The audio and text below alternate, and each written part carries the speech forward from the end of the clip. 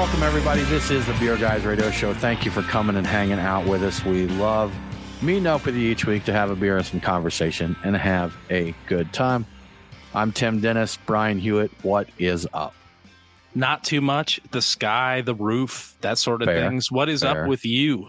You know, it was a little tricky go. We had some tech difficulties getting all of our stuff to work this week, but we're here. And then right after we got the technical stuff to work, I picked up a glass that I thought was empty, but it was actually full of ice water. So I just threw ice water all over myself. Other than that, I'm fine. I have a cold beer here next to me. And so we're just going to rock on.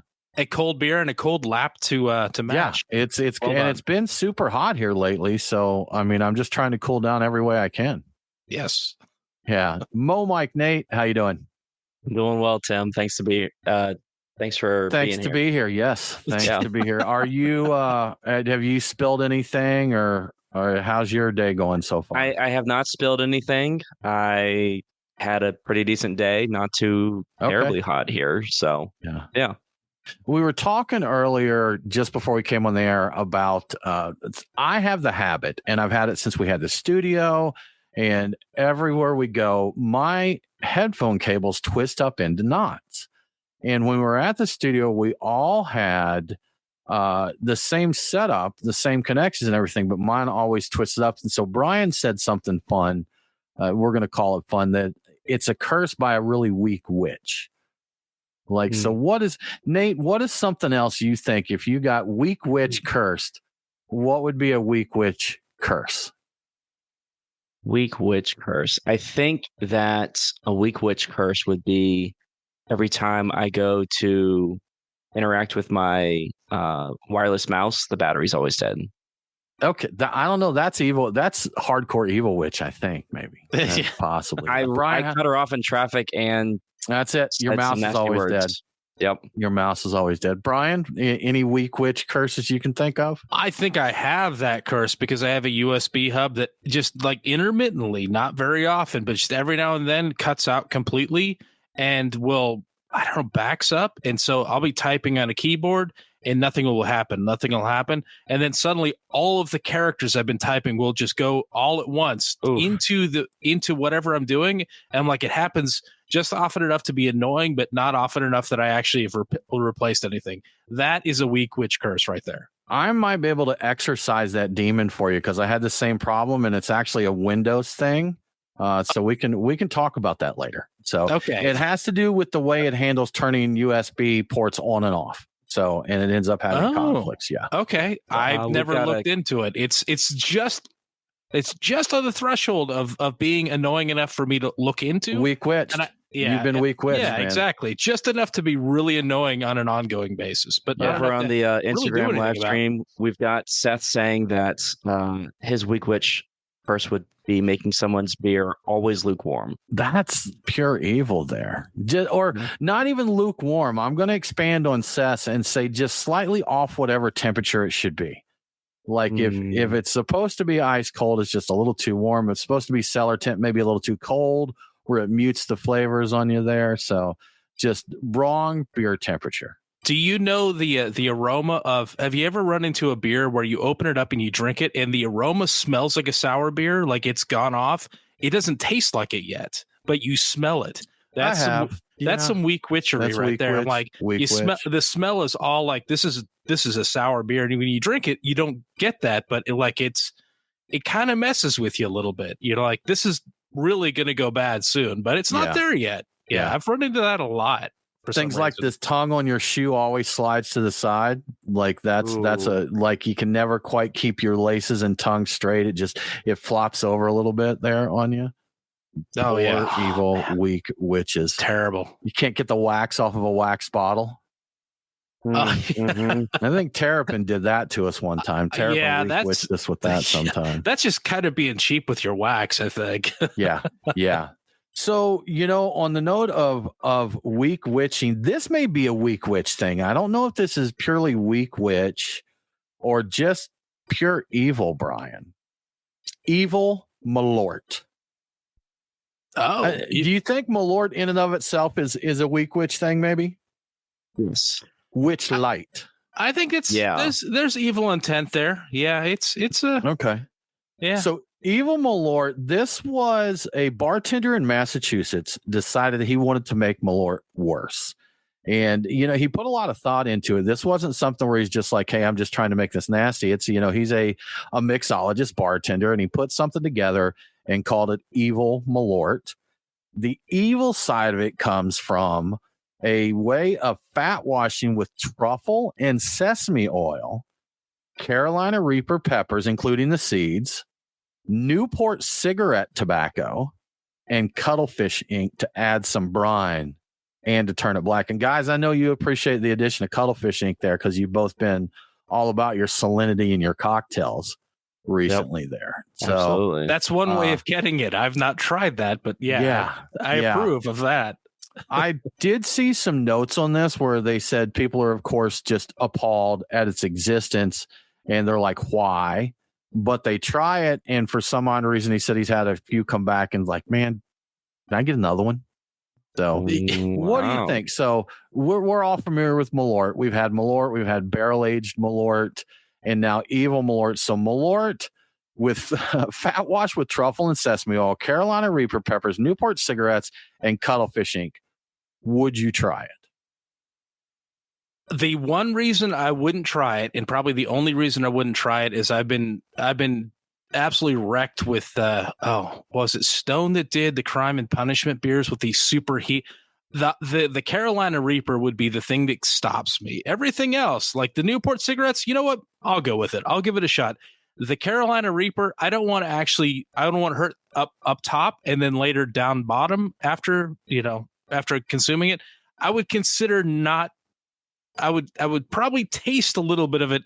I don't think I would actually drink it. So that's I don't think you. I mean, you don't drink. No. I mean, you do. I was going to say, do a shot. If you're saying you're not, if you're saying you wouldn't take a shot of it, I don't believe you on that. I think I would sip. I don't know if I would do the shot. I think I would sip off a little bit and like, okay, you take a little sip and then you'd be like, well, I can't get a good idea that way. And then you'd be like, okay, it's just a shot. I don't believe. I know you, Brian, and I don't believe that you'd pass on Evil Malort. Nate, how about you? So in reading the article, saw a photo of him unrolling Newport cigarettes and sprinkling the tobacco out. Right.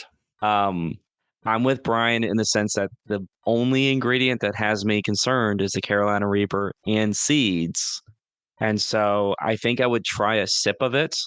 I never learned how to take shots, so I would not take a sip and be like, I'm going to just go ahead and just take a shot of this. Require instruction. Yeah. Yeah, but he's just drink that small volume. He's throwing it over his shoulder, hitting himself in the eye. If only he'd had the proper training. Well, I'd try it, guys. I mean, I'm not gonna, I'd kick one back. I think it sounds horrendous. I think it would be disgusting, but I'll admit, man, there's people out there that are hoity-toity about their beer, their wine, their liquor, whatever. I'm intrigued by things that are creative, and there are things that I think may be awful, but it's not gonna, unless it's something that I would just find like repulsively disgusting. I wouldn't try it, but if I just think it would be weird, I'd do it just for the weirdness of it. I mean, we drank chili beer, Hormel chili beer. So that is true. Here's the thing about Evil Malort is that if you can source me some cuttlefish ink, I can make it. Oh, I can get cuttlefish ink. That's no problem. Yeah, I can get that. Tim's got a guy for that. Yeah, I've got the truffle and sesame oil. Like we're done. We'll do it. We can get the Newports. We can make this happen. Yeah, we can make this happen. I am a fan of Perique, which is, I think, out of New Orleans, Louisiana, somewhere. It's a tobacco liqueur. I like that a lot. And so when I saw Newports in there, I'm like, dude, I'm in. I am in. I don't even smoke cigarettes, and I'm like a cigar fan. I like the taste of a good tobacco, but yeah. Isn't that a style or a blend of pipe tobacco or method, something like that? Yeah, I think it's a pipe. Yeah. Nate, get us some Googling so we can give solid information here. I know I've heard Perique before. In the days of way back, I worked in a tobacco shop in a cigar, pipe, tobacco, and accessories. And I know that we had one there. We did a lot more cigars than we did the pipe tobaccos, but I know Perique is a popular one and is a certain style. Nate, you're nodding there. Do you have info for us, sir? So it's on the Wikipedia page. It's saying it's a type of tobacco from St. James Parish, Louisiana, known for strong, powerful, and fruity aroma. And it's actually in the year of our country, 1776, is when the Acadians made their way into the region. Choctaw and Chickasaw tribes were cultivating the tobacco. So, Interesting. yeah. My high school mascot was a Chickasaw. So little fun fact there for you. And there is a Perique tobacco liqueur that is available. Is that from Louisiana? It is very rare Louisiana Perique tobacco. So it is made from that same tobacco. Interesting. And I think a lot of U.S. tobacco ends up going into pipes or maybe cigarettes. I think so cigarettes. I don't think we have a lot of like the Connecticut broadleaf. That goes into cigars. Land as cigars, but I think like the Carolinas are known for their tobacco production and I'm pretty sure that's all like fairly inexpensive cigarette tobacco kind of stuff. I don't know though. I'm not an expert on that. The only thing I know for sure is the Connecticut broadleaf from cigars. So specifically Kentucky, what was it? The Kentucky, oh my gosh, the smoke. I forget what it. Fire Cure, Kentucky Fire Cure tobacco. Oh yes, those are horrid. Thing. Yeah, yeah. They kind of like they had a very interestingly barbecue. Tastes like smoking a barbecue grill. Barbecue, but also sweat sock a little bit, like at least the aroma of it before you smoked it. And there was a cigar, a place that sold cigars that also got into like raising tobacco, and so there is some tobacco grown in Florida that is made into cigars. I forget what they give the name of the leaf, but so there's a few things that actually go into like a super premium, like well-aged type of thing. And not all of it goes into, cigarette tobacco basically. So, okay. Yeah. Gotcha. It's talking of tobacco and you were talking about aromas earlier. One of my latest obsessions has been fragrance. Colognes, eau de parfums, and that. And today I'm wearing, Brian, since you asked, Tom Ford's Tobacco Vanille. Ooh. So my cologne's got some tobacco notes in it. That sweet tobacco. I get cinnamon, the vanilla, and all that. So I'm really and these, Brian, I'm expanding my horizons because the last time I was really played around with cologne and fragrance and all that was probably in the 90s. So.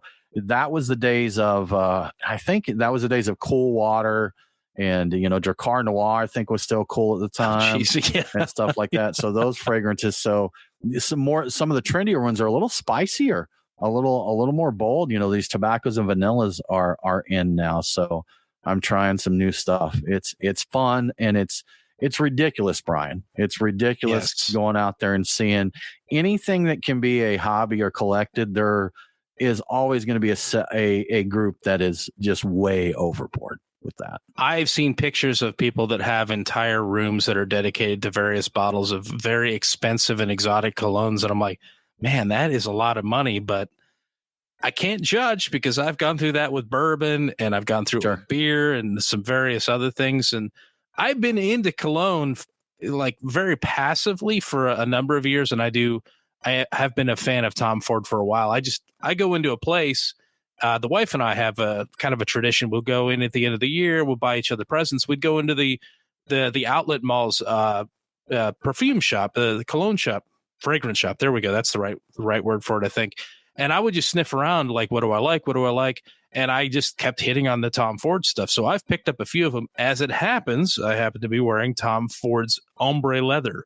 So I'm very, very leathery. I'm like a cowboy over here. Wow. Yeah. That sounds sophisticated, Brian. Yes. Yeah. Sophisticated and a little rough, a little rough and tumble. Yeah. So, another thing that shocked me is the prices on these things these days, because back when I was buying, like $50 was probably an average price. Now, of course, we do a little time traveling back to when I bought cologne before, because I've always had like one or two bottles, but haven't cared. But there's one I tried recently that's one of the cool ones right now, Creed Aventus, and it's phenomenal. I got to say, comparing it to a lot of the other fragrances I've had, I'm crazy about it. But I think it's a 3.4 ounce bottle of that. It's like $425, and it's like that's 100 milliliters. They sell it in a liter, or 16.9 ounces a liter, $1,200 to $1,400, depending on where you get it. Wow. Yeah. I was going to say, that isn't that like $120 an ounce? We finally found something more expensive than a pastry stout from the PPO like is insane. The brewery or whatever in a bottle. So if y'all are listening to this and you have any fragrance suggestions, let us know. We're out there kind of exploring and seeing what's available. Something else to be obsessed and spend too much money on. Yes. Yeah. Good stuff. Guys, let's talk about our beers of the week. Nate, what you drinking? So this week I have an unintentional theme to my beers. I am having beers all from New Hampshire. So I started out with Schilling. I've got their Paulus, which is a Munich-style Helles, really light, clean, easy drinking lager, which for how hot it has been is perfect. And then right now in my glass out of Stoneface Brewing, I've got the Slopeside, which is a milk stout with coffee, and that coffee is named as Indian Malabar. And honestly, it drinks kind of like a cold brew mixed with like a dark chocolate. It's really nice, really light. Been a while since I've had a milk stout, and I enjoy it. Yeah, good stuff. We have another comment here on Instagram from Seth. He said Tom Ford has a nice oud cologne, and he's right. They have one called oud wood, which I think is really wood if you look at the translation, but it is quite nice there. Quite nice. Brian, I think they have one called tobacco oud as well that we were talking about. Yeah, which is different not the same as tobacco vanilla. I've never smelled it, but I've tried the one that you've had. Anyway, were you throwing to me for beers of the week? What are you drinking this week? So I started off pre-gamed with Hutton and Smith's The Good Schist. Okay. SCHIST. It's an American pale ale that is dry hopped with Huell melon. It's really enjoyable. I like this a fair amount. I got to give a shout out to Stan. I inherited this from him on his way through. He couldn't take it with him on the plane. He said, "Here, have this and drink it."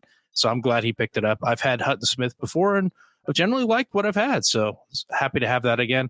I am currently working on a Toppling Goliath double dry hopped King Sue. That's just a monster of a beer. Always enjoy the Toppling Goliaths, all their IPAs, all their DIPAs, everything like that. And I will eventually be getting into an Anderson Valley bourbon barrel stout because I'm still very much in love with Anderson Valley. So that does it for me. I think it's Tim. I don't think you've told us what you're drinking. Man. So you know what? I've got one that I opened up here from Smith and Lentz, which I believe is out of Nashville. Brian, I actually think you may have gifted me this beer after a Nashville trip. Yeah. Is that right? So, yep. But I've got their German pills here. So I've opened that up. And guys, I think I got weak witched here because it's a little too warm, like straight from the fridge. It just didn't seem quite the right temperature. Still good, but I do wish it was just slightly cooler for me. That's a really good beer too. Yeah. And you know what? So this is a 16-ounce can, but a fun story from this weekend. We checked out a new, it was a weird escape room pinball bar kind of place there. And they had a few craft-ish selections, but their special was Pilsner Urquell. And the sign says, I think it was like $5 for a 16.9 ounce can. So the guy I see him get the glass out. He gets a typical shaker pint and he pours it up to, the 16 ounce mark. And then kind of real slowly and quietly goes to set the can down like under the counter. I'm like, look, I know my beer and that's 16.9 ounces. So there's nearly an ounce, if not a full ounce in that can. So I'm like, oh no. I was like, I got another ounce of beer there. And I took a sip and he kind of acted a little weird and then grabbed the can and poured it in there. And he didn't really say anything to me. He was a little socially awkward kind of guy, but he did that. But then Brian and our buddy ordered the same beer afterwards and he filled their glasses and gave them the can. So, well, that's how he's getting his drink on 1.9 ounces at a time, Yeah. And let's be honest, probably a lot of the people there they got a full glass of beer. That's what they're paying for, so, but not he was me, very man. Give me my 0.9 ounce. Very obsessed about pouring it without the head. And I'm like, come on, man. He was. We do need the carbonation is important. We don't need all of it stuck in solution. So got to drink a little bit down, then give it a good shake to get get it going. Agitated the entire time. And it was really enjoyable. But it was fun. It's like, you can't go wrong with some pinball and some, a good lager. Pinball and lager. is good stuff for sure. Well, Brian, we've got some great stories to talk about, some drinking surveys, someone very well known retiring here, a big beer media site going away potentially forever. Yes. But before we do that, I do want to give a shout out to our amazing sponsors of the show. We want to thank our friends at Terrapin Brewery Atlanta.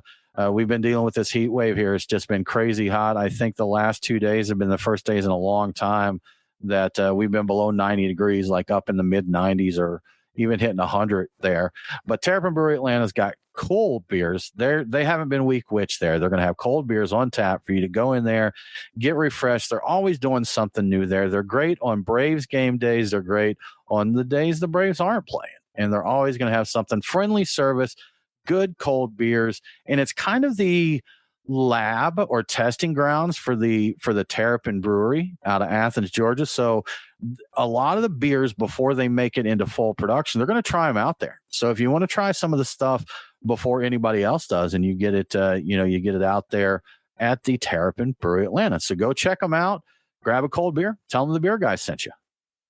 Yeah, and every week I'm talking about all the great craft beer, the wine, the spirits, and the food you can get at Truck and Tap. But there's something else you can get there, a gift for anyone who enjoys any of those things, beer, wine, spirits, or food, in the form of a gift card. Yeah, you don't have to wait for the holidays to get somebody a gift card. If it's a birthday or whatever, an anniversary or something like that, and they're into that sort of thing, get them a gift card. And if you happen to just get a gift card and you're wondering what to use it on, here are my Truck and Tap beers for the week. My picks for the week, I should say. They have many more beers than this. At the original Woodstock location, I'm making a beeline for Monday night's Tet Banger Pils on the side pull tap. It's a German Pilsner with an emphasis on Tettnang hops, which you might have been able to put together from the name. It sounds delightful. Let's stick with German Pilsners at the Duluth location. I'm going with Creature Comforts Harmonia, which is brewed with Pearl, Herzbrucker, and Mittelfrüh hops. At Truck and Tap Alpharetta, I'm going to get the Inner Voice Memory Farm IPA. It's a great beer. You just don't see it very often outside of Inner Voice, and so when you do, you should really get some. And finally, at the Lawrenceville location, I'm going back to the side pull tap with Bold Monk's Chant Lager. I think that might also be a German Pilsner style, so I do kind of favor that. But make sure you check out truckandtap.com for all the latest updates before you head out. And thank you to Truck and Tap for your support. That's like the tour of Georgia there. So if you go to Truck and Tap, you can try all those Monday night Creature Comforts. We got Inner Voice and Bold Monk. So I didn't even think about it, but really fine breweries there. So makes sense though. Nice little chain in the Atlanta area. Have a lot of great Georgia beers. Brian, you got stories for us where always surveys, there's always something that they're surveying and throwing some stats out our way. But this week we got some info on people's consumption habits. Yeah, we do. So every year the Brewers Association does a Harris poll, and the number of craft drinkers who say they are drinking less craft beer this year has edged out the number of craft beer drinkers who say they are drinking more. And this is for the first time since they started doing it in 2015. 26% of craft beer drinkers say they are drinking less craft beer, and only 25%, 1% less, say they are drinking more craft beer. Last year was the first time these numbers ever came into alignment and being the same, so we're losing a little ground there.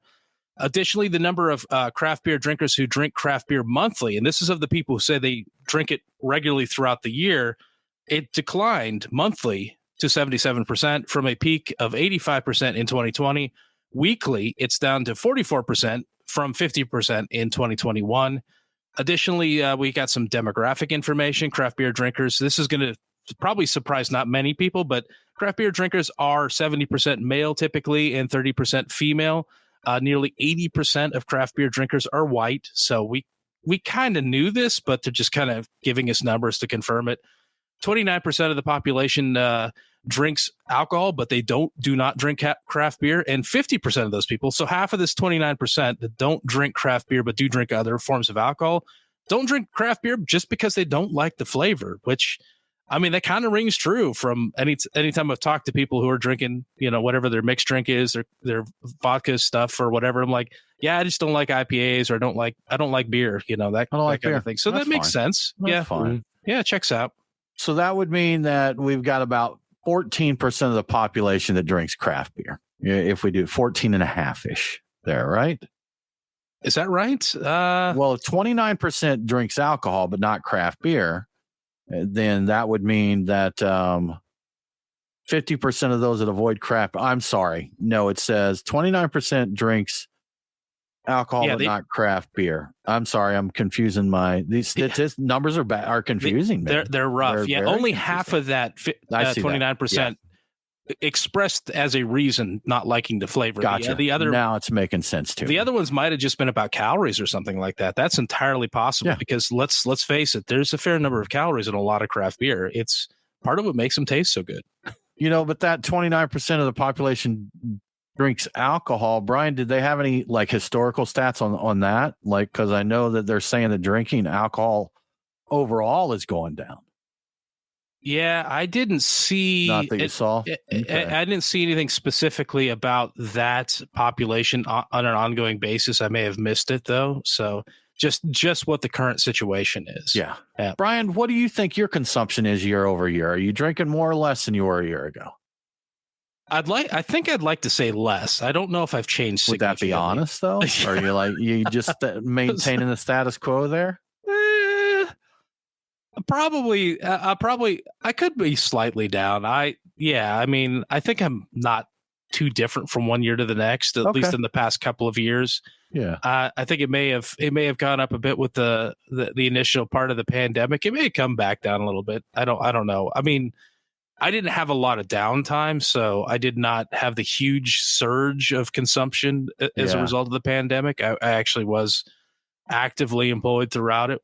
Fortunately for me, you were working remote before, so really no change other than like socially there. It didn't really change too much for me. So I think a lot of people, I think some of this the decline maybe people are, reconsidering their situation after having really upped their consumption during the pandemic, which a lot of people did, and realizing, hey, that wasn't the best idea.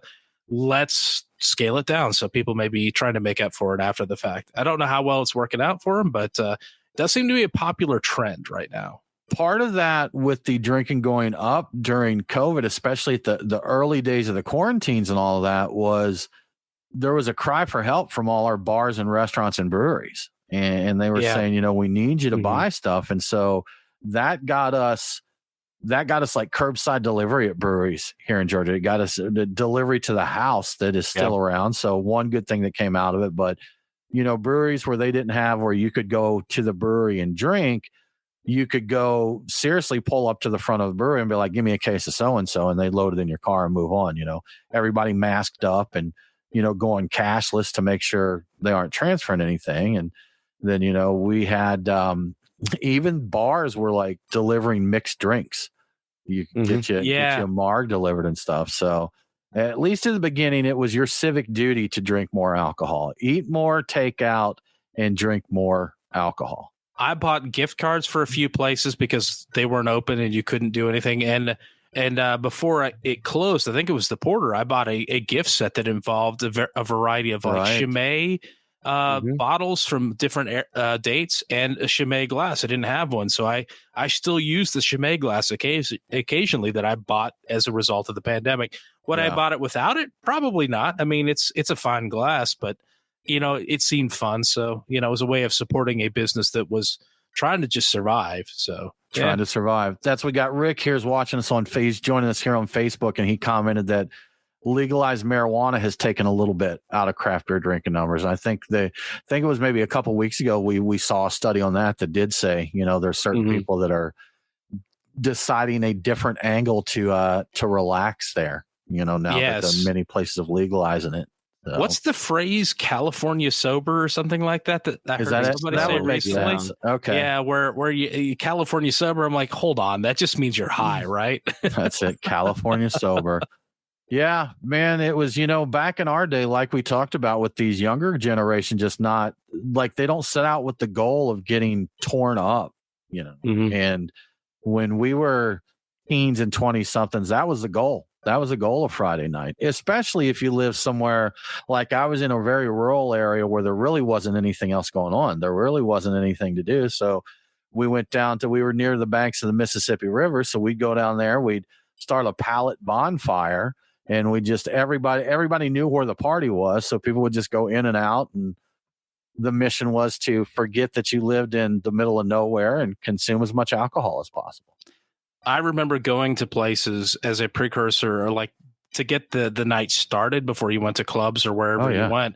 We would go to the place that did the heaviest pouring of the alcohol. So we were looking for the places that did the pint glasses that were just 100% of some variety of mixture of alcohol. No so head, just fill the them AMFs up there, right? and everything else. Yeah, like the Long Island iced teas. So we were looking for the heavy pours. Gotcha. Yeah, okay. we were looking for that sort of thing. So back in the day, that was definitely a precursor for the night going well. Is we got to get a certain amount of loaded before we start doing our thing. So that is a very dated, antiquated approach to living your weekend life. Apparently, I don't think people maybe don't do that anymore, but not getting gazeboed like they used to do. That's right. Yes.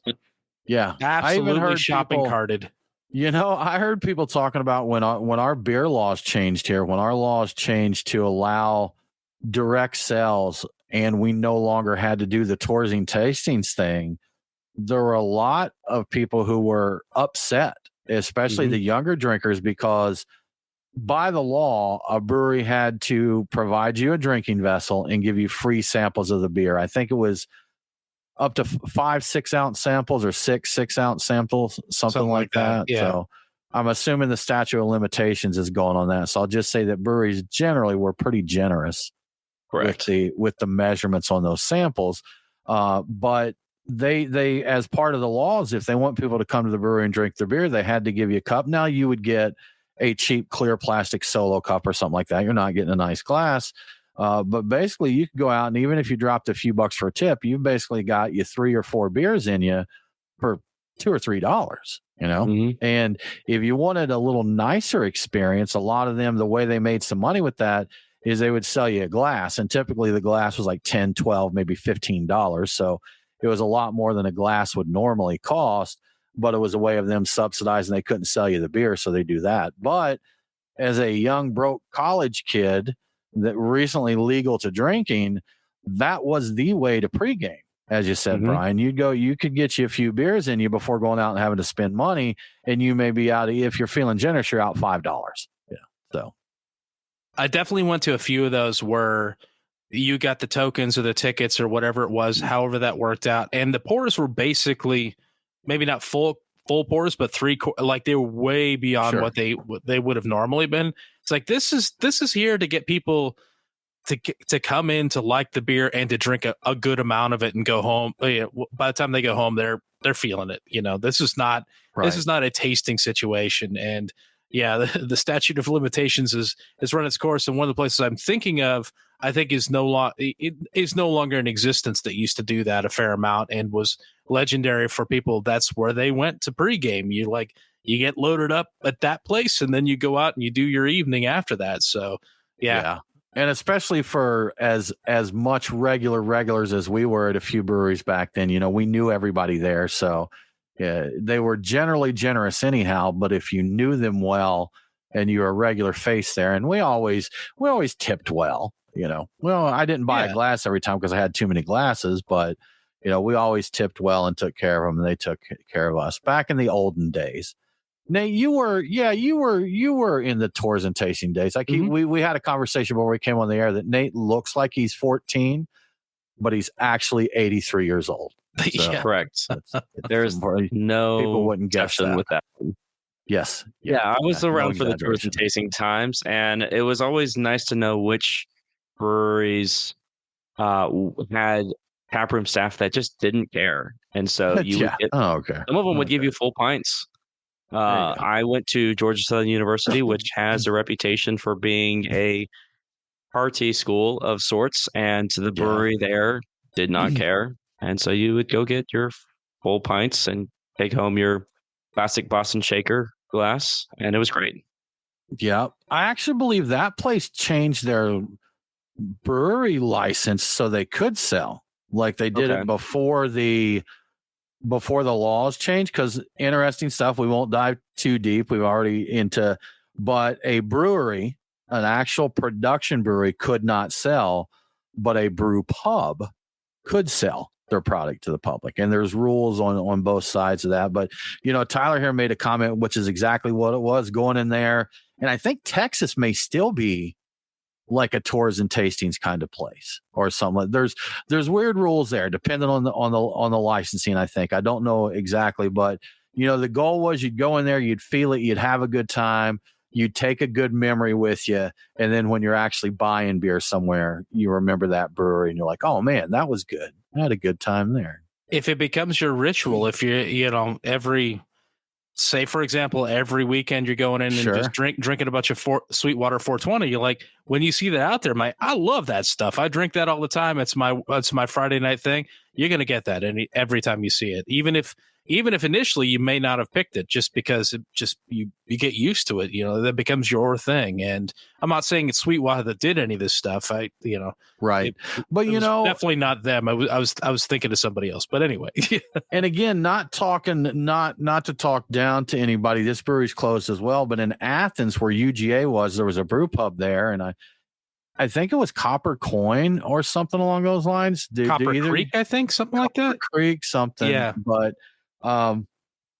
they weren't great. They were not a great brewery, but when they closed, many, many, many people that went to UGA commented like, man, I spent so many weekends there, so many Fridays, and that I'm going to miss the place. I'm going to miss the place, and it's not. And really, that was back in the days before you had to have good beer. If you just had beer, if you just brewed beer and had beer, that's all you had to do. The 90s were a wild time in beer. There was good beer out there, but if you had a brew pub, that was really all you had to do to get people in and drinking. So if you hang out with somebody of a certain age and they talk about this tastes a lot like a 90s brew pub beer, it's not necessarily a compliment, but to them it may be a nostalgia feeling. It is, yeah. And I know that flavor, mm-hmm. and I'm not looking for it, but when I have it, I'm like, oh yeah, that's a throwback. I kind of like that, Yeah. And if you know any home brewers that maybe they're older home brewers, I honestly have no idea, Brian, what it is with the brewing style or technique or whatever that they do. But a lot of the older home brewers, their beer still has that, what we call the 90s brew pub taste. And I wish I could quantify exactly what it is. Cause I don't know, man. It could just be hopping styles and things like that. Yeah. So, but anyhow, definitely has kind of a interesting. It looks like Nate found an old article we posted. Copper Creek is what that place was. Copper Creek. Okay, in Athens. So, Brian, some news out of the Brewers Association this week. CEO Bob Pease, who's been there quite a long time, has announced he's ready to retire. Yeah, he's going to retire next year after more than 30 years with the organization. He's basically going to call it quits at some point in early 2025 once they put a successor in place. So he's not leaving before that. He's not going to leave him in a spot.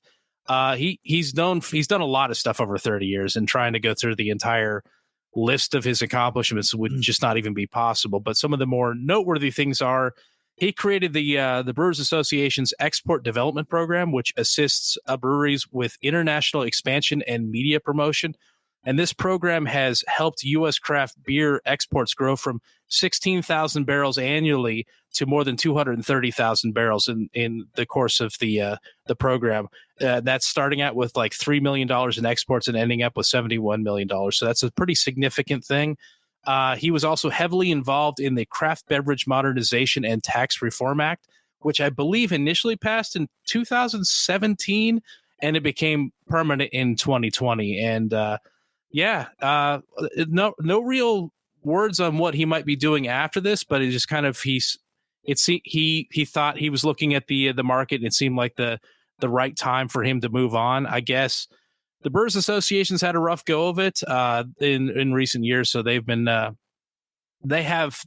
losing money. I guess they've had some issues with funding and whatnot, so it may be time to bring in somebody new that knows how to handle the changing landscape of craft beer. I think that's kind of the general thought on it. But Yeah, Okay. Bob P's accomplished a lot there, and I don't think anybody wants him necessarily to leave, but I think it's just kind of like it's time to move on kind of situation. I get that. I mean, Bob has been through a lot of the major changes, the major waves, whatever you want to call them. I know in coffee, it's first wave, second wave, third wave, and all of that. So, with beer, we had the early start, kind of right after legalization of home brewing there in the 70s and 80s, and a few popped up, and then the 90s brew pub boom that we talked about, and then I guess the early aughts, I think, is when the next round came around, probably. Yeah. So, and back in another dip here, I guess. Not as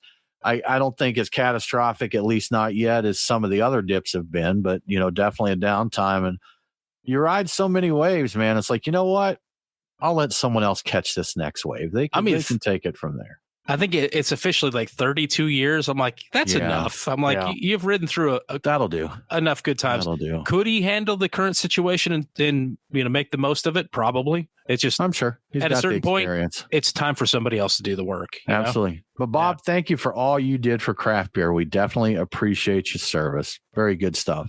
And Brian, kind of tied into that on the media side of craft beer, Good Beer Hunting, who I'm sure anybody who consumes beer media in any way knows of. They are pulling the plug, and they are trying to decide if it's going to be, they said, potentially permanent. They're not sure, but the founder, Michael Kaiser, made an announcement. It does sound like it's a developing kind of thing, but they've been around 15 years and definitely the most respected voice in craft beer media. When they said something, people trusted that it was accurate. They didn't make snap reporting or anything like we'll just sit here and ramble about something. We'll see the headline and we'll ramble about it. They were true journalism. There's a lot of bloggers and stuff out there, but it was true journalism. They put a lot of research, a lot of effort into their articles. They had many different angles that they went at. I believe Sightlines was that they do B-roll where it was just little bits and pieces of things. James Beard Award winners. So they won a few James Beard Awards. So this is a big thing. But, they talked about one thing Michael Kaiser mentioned is, they always invested back into growing and making it better. He invested in having good editors, true journalists, not a couple of schmoes with a microphone like me and Brian, but they invested in true journalists to support this, good editors and creators there. And it was never profitable for them, even though they had some revenue streams and they had some partners that helped support it. And, they said just basically it's expensive. And we know that we don't have huge overhead for what we do here, but it's not free to do this stuff, so, and at the scale that they did it at and with the people that they had involved, it had to be. So, I want to thank Good Beer Hunting for their contribution here, because they really helped to spread the word on some important stories and definitely told some stories that were deeper than what a lot of people got into. So whatever's next for them, good luck. We had Michael Kaiser on the show, I think in our very early days, 06 or 07. He was on the show talking about things there. And actually that I remember that was right when Piedmont Brewing was about to launch, and we had them on as well. And Michael, outside of Good Beer Hunting, he does a lot of marketing and design for breweries.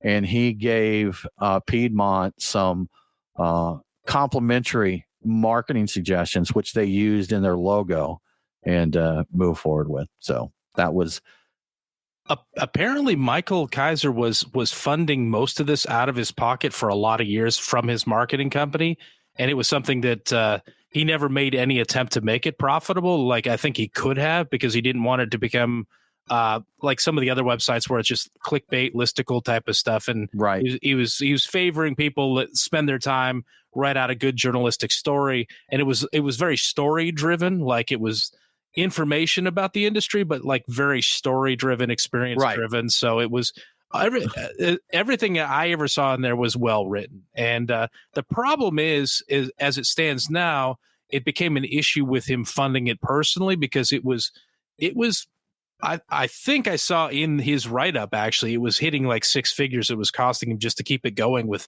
all the staff. And because he had a lot of staff, he had a lot of people, making it a very legitimate, James Beard awarded, type of publication. So That's a lot of seed money annually for a passion project there. Exactly. So, it's a passion project that got very expensive. So what? It may come back. Yeah.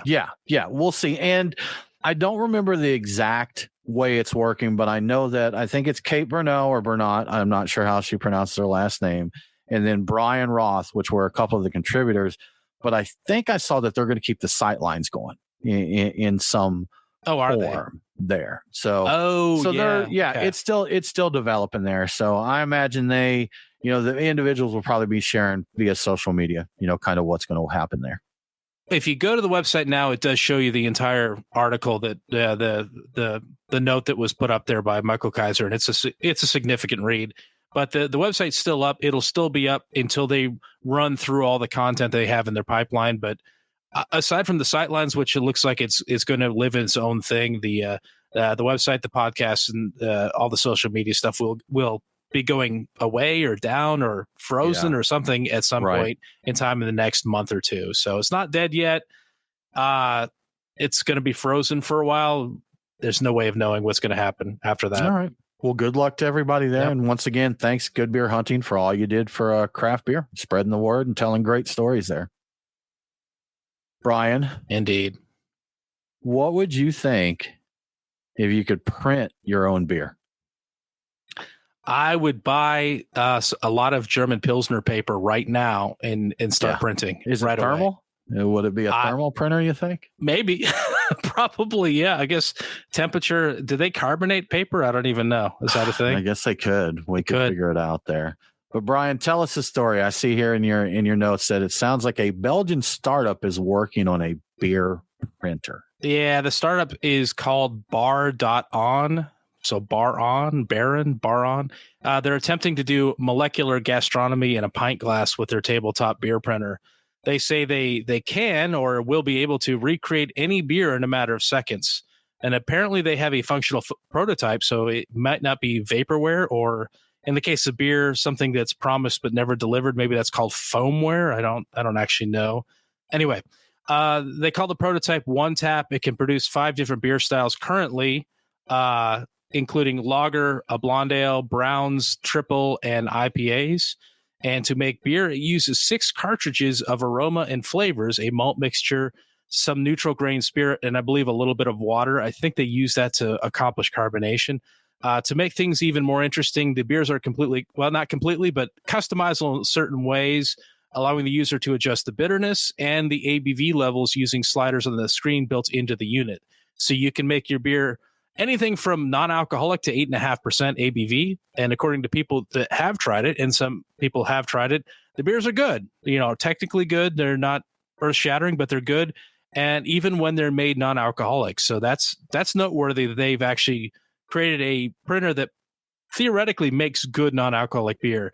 It's not clear when they will make this available to purchase, but the company says they have the goal of putting out an expanded prototype for commercial use sometime in 2025. So that's a prototype for commercial use. That doesn't sound like a sale to me, but so it may be a little longer than that before we could get something like that. But I would totally like to have something like this because I would play with it all the time, looking to make some interesting beer recipe of some kind. I'm skeptical. Yeah. I'm skeptical of getting quality brews from something like that, but who knows, man? Technology keeps advancing, everything they can do and all of that. So not to go back to the cologne and fragrance thing, but I saw something with the guy is a trained chemist, like the degreed chemist, and he was talking about how much you can do with a mixture of natural oils and essences as well as chemicals and that. So I don't know exactly what's going on into all of this, but he said, it's pretty amazing the things you can mix up and what you can create if you know what you're doing. But they did, and I didn't mention this earlier, but they did partner up with a professor of genetics and genomics. They published a book on Belgian beer that broke it down by chemical compositions of beer. So they have a shot of really nailing some styles, at least technically, theoretically, using just compounds that from some scientific analysis. So it's just like lactic acids and ethyl acetate. I don't even know what some of these are, but I know lactic acid, but different varieties of that wind up in these cartridges, and they could figure out the ratios. And theoretically, it may be possible to make something that technically tastes accurate to style. Like, I think that was some of the comments is like, this is technically right. This is technically very good, but like, again, it's kind of paint by numbers. It may not have any soul to it at all, but it's technically good. I think we've talked about that before when it comes to just brewing in general and talking about beer judging, like BJC beer judges out there, that there's some beers that can be technically flawless, but uninspiring. Basically, it's like, okay, if you look at the rules for what a English bitter is supposed to be, this absolutely nails everything to the point, but there's no character to it. There's no life to it. So, if they can so that will be the tricky part. I think it's like, okay, we've got the style. Now we need to make these uniquely delicious beers, not just that this is an IPA. This is a pale ale. This is a good pale ale. Maybe that's the next maybe that's the next wave, Brian. If it's a good enough machine, they can make the machine, and the machine doesn't have to make art, but the people using the machine could make art if they can configure it enough. And that's where somebody like me would step in. It's like, hold on, let me twist all the dials and slide all the sliders and see Willy Wonka that thing up, Brian. Exactly right. 3D print you a glass. And Heck then print you beer print the glass. It'll print me a Teku glass, and then it'll pour the beer into the glass, and then it'll be beautiful. I feel like this probably exists already, but I was going to make a joke about a pretzel printer. But in all honesty, that's just a nozzle that can squirt some dough out and run it through a toaster oven. So if a pretzel printer doesn't exist already, it has to be super easy to invent. I know they've got pizza vending machines that cook your pizza instantly and get that. So instant pizza and or pretzel, print you a pint glass, print you a beer. Everything's printed. We're living the Jetsons life now. I want a pretzel maker that I can set before I go to bed. So when I wake up, it has made a pretzel. So I have a pretzel to go with my coffee. A big soft pretzel with the salt on it. A little cinnamon sugar there, maybe. Set it up at night and then wake up to it. Yeah, that'd be beautiful. Could you imagine? Oh, fantastic. I actually think I want to do. Well, couldn't you do that with bread machines? Like you could put the ingredients in there and time it out. And, I don't think it's something you could set for like 12 hours because you sure don't want like eggs and oil and all that setting in an empty. Maybe you could time it out. I don't know. Well, guys, that about is all the time that we have for this week. Thank you so much for coming along and joining us. We always appreciate it. If you like what we do, we would love if you would tell a friend to give us a listen, share us on social media. You know what? If you're down for it, we're not saying you have to, but if you want to hire one of those airplanes that has the banner flying behind it with our Beer Guys Radio on it, we're not opposed. We'll get you the art for that. Yeah. And if you do that, we don't even mind if you don't join our Patreon at patreon.com/beer guys. If you do that, we're going to let you in the Discord server. That's it. Whether you sign up on Patreon or not, we're going to let you on Discord. We'll make you the king of Discord. Or if you get a tattoo with the logo, you're in. You're in for life. I'll also accept a billboard. We'd even accept like one of those one banner signs on the side of a city bus. So we'll do that. But let us know. Let us know if you drop that. Y'all, we hope that you have a fantastic week. We'll see you next week. And y'all, as always, don't forget to drink local. Cheers.